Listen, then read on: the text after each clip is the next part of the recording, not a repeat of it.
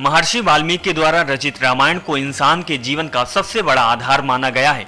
देखा जाए तो रामायण मूल रूप से भगवान श्री राम की कहानी का आधार है, जिस कहानी में उनके जीवन चरित्र को एक नायक के रूप में और उनकी पत्नी सीता के चरित्र को नायिका के रूप में बताया गया है, जो जीवन के सभी प्रकार के उतार चढ़ाव के साथ रामायण का रूप लेता है। राम कथा में देखा जाए तो अलग अलग जगहों में कई खलनायक होते हैं, लेकिन मुख्य रूप से देखा जाए तो असली खलनायक रावण को माना जाता है।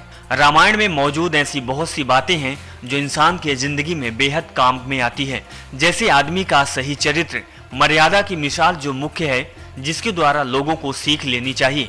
लेकिन रामायण की कुछ ऐसी बातें भी मौजूद हैं जो आज के समय में बिल्कुल भी नहीं आजमाना चाहिए। लेकिन देखा जाए तो यह घटनाएं त्रेता युग में हुई थी और उस समय में भी नैतिक नियमों के विरुद्ध हुआ करती थी।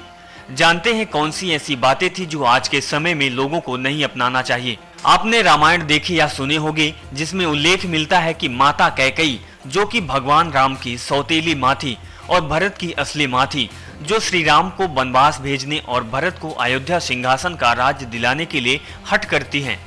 इसी के लिए प्रकोप भवन में चली गई, जो आज के समय में यही सीख लेनी चाहिए कि माँ का यह रूप किसी भी स्त्री को बिल्कुल भी नहीं आजमाना चाहिए, क्योंकि ऐसा करने से परिवार बिखर जाता है और आपस में कलह हो जाती है।